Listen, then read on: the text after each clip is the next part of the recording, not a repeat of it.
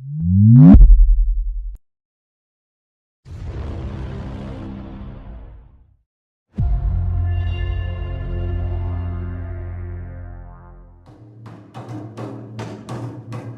Hakim yang terhormat, sebelumnya perkenankan saya meralat ucapan jaksa. Ini bukan pembelaan. Saya tidak merasa akan melakukan pembelaan terhadap diri saya sendiri. Karena ini bukan pembenaran. Apapun yang akan saya katakan adalah hitam putih diri saya, merah biru abu saya, belang loreng, gelap cahaya diri saya. Benar atau salah yang saya katakan, menurut apa dan siapa, saya tidak peduli. Ini kali terakhir saya biarkan mulut saya bicara.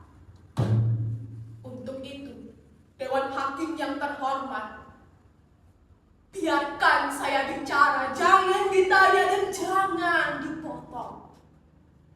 Kalau waktunya berhenti, saya akan diam selamanya. Saya tidak butuh pembelaan. Saya tidak butuh penasihat hukum. Toh, semua sudah jelas. Segala tuduhan terhadap saya benar adanya. Segala ancaman, hukum mati, bahkan vonis, saya terima tanpa pembelaan, banding, atau apalah namanya. Sudahlah, saya tidak perlu rasa empati dan rasa kasihan. Yang jelas, sekarang biarkan dulu saya bicara tentang apa saja. Apapun yang akan saya lakukan, biarkan seperti air yang mengalir dari hulu ke hilir, mengalir kemanapun curah yang terambah.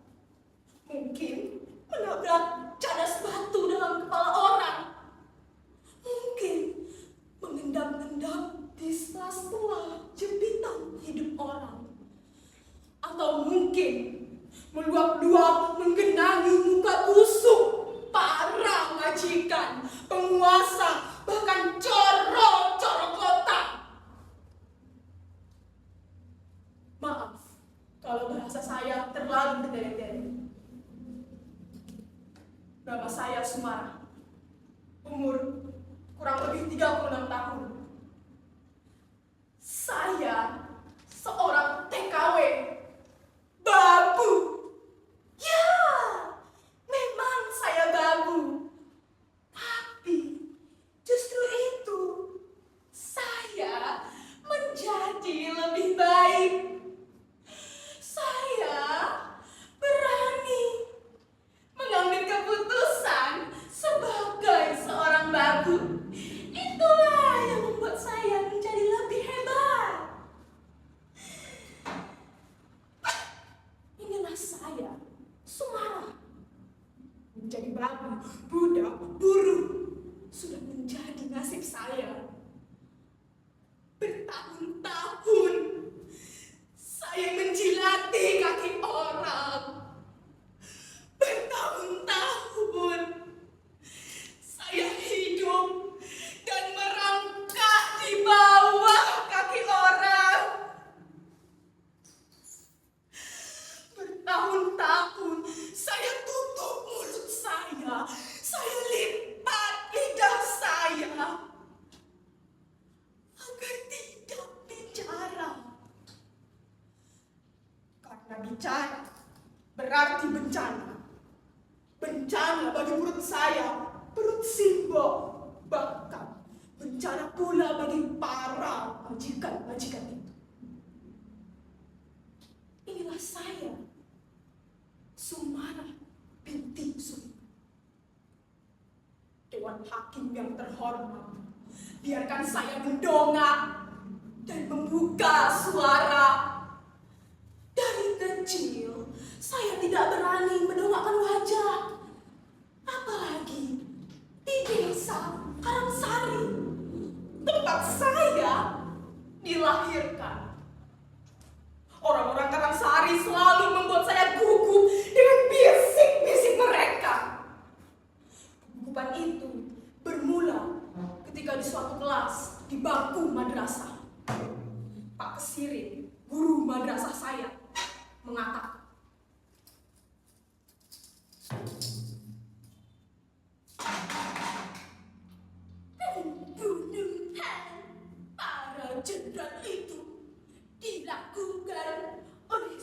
kelompok orang-orang yang sangat kecil yang tergabung dalam organisasi PKI.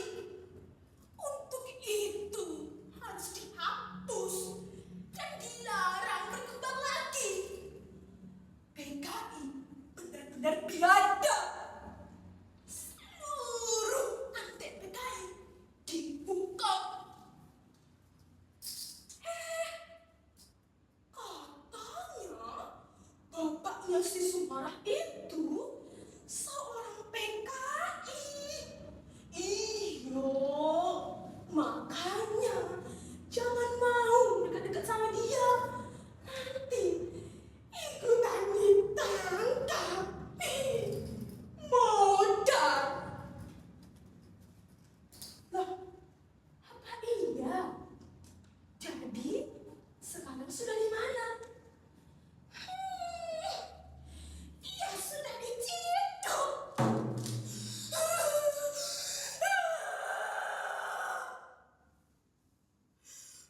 Dengar itu seperti terkena siraman air panas. Hatiku meradang nyeri, sakit sekali. Malam itu saya bertanya kepada Simba,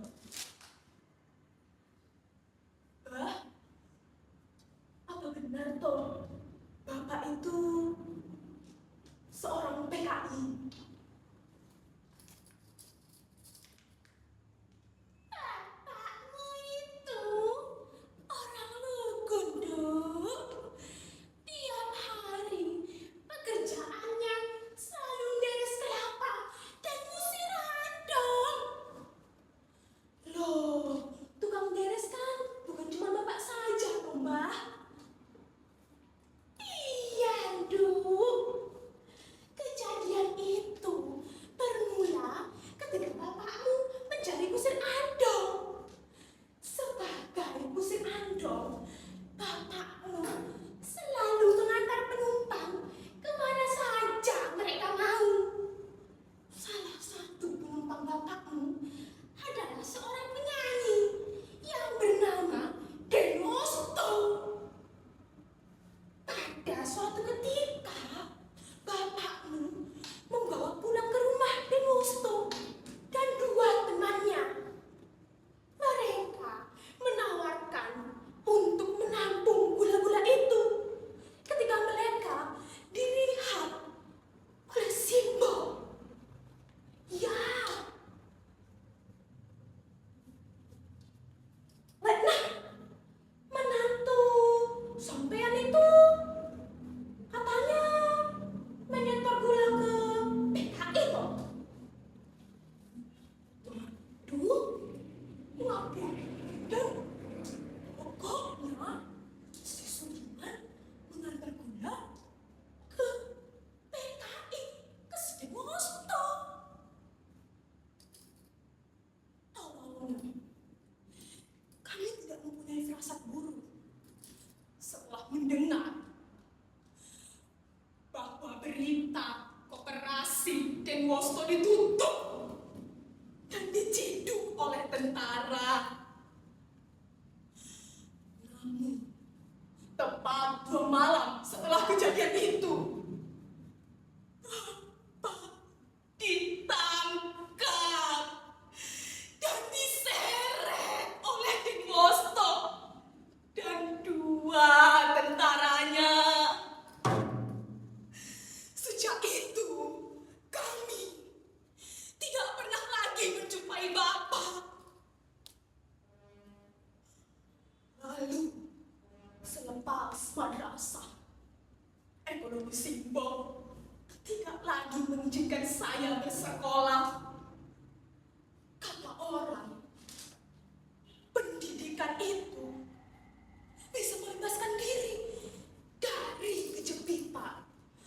Allah, aku hafalkan teori Archimedes, aku hafalkan teori Einstein, Lavoisier, dikotil monokotil, aku hafalkan Undang-Undang 45 dari pembukaannya, pasal-pasal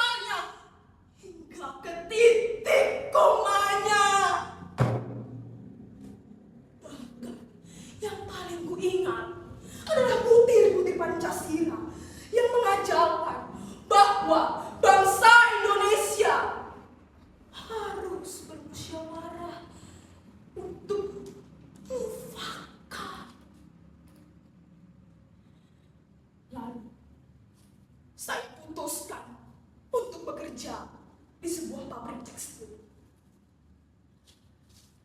Saya bekerja pada seorang juragan beras yang bernama Bu Juwati. Saat itu, saya berkenalan dengan seorang lelaki yang kemudian saya jatuh hati padanya. Namanya Mas Edi, seorang tentara. Cinta saya semakin bersemi-semi. Manakala tahu Mas Edi juga menaruh hati pada saya. Hati saya semakin melambung tinggi. Namun, Mas Edi mundur secara teratur setelah mengetahui sejarah keluarga saya. Saya pamit undur diri. Saya putuskan untuk tidak bekerja lagi di pabrik itu. Saya kemudian bekerja di sebuah alat yang ditawarkan oleh Sinto. Segalanya kami urus. Mulai dari syarat-syaratnya saya penuhi. Saya masih ingat betul bagaimana mereka menyelipkan lembar-lembar uang itu. Saya masih ingat betul. Walah, mengapa tidak dari dulu saya sadari bahwa uang dapat membuat segalanya menjadi cepat selesai. Uang dapat membuat segala urusan menjadi lebih mudah. Di negeri sendiri, saya cuman menjadi selipan rakyat. Di negeri orang, saya menjadi babu.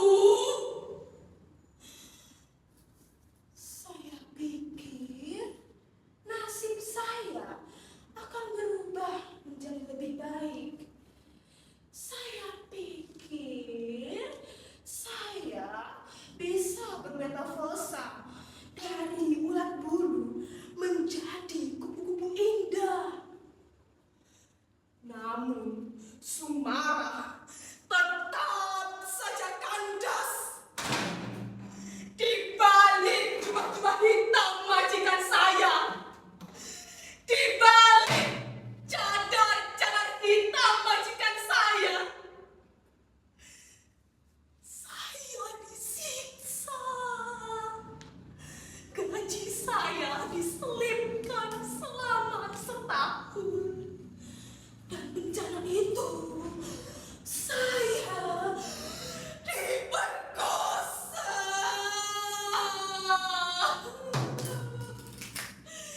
Saya diperkosa.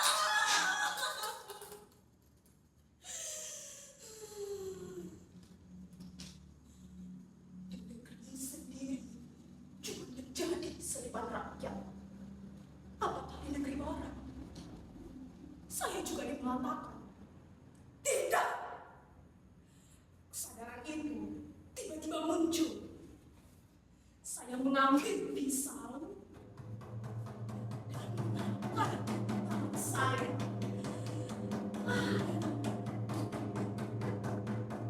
Saya menjadi majikan itu dan saya bunuh.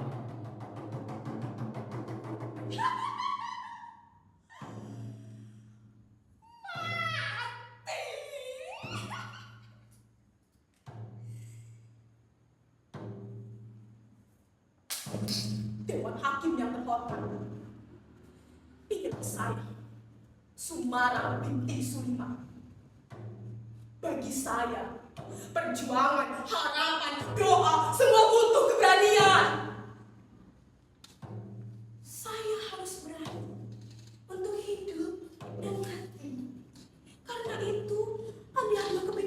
yang berbeda. Dan keping kematian terbuka lebar di telapak tangan saya. Inilah saya, Sumara. Saya siap untuk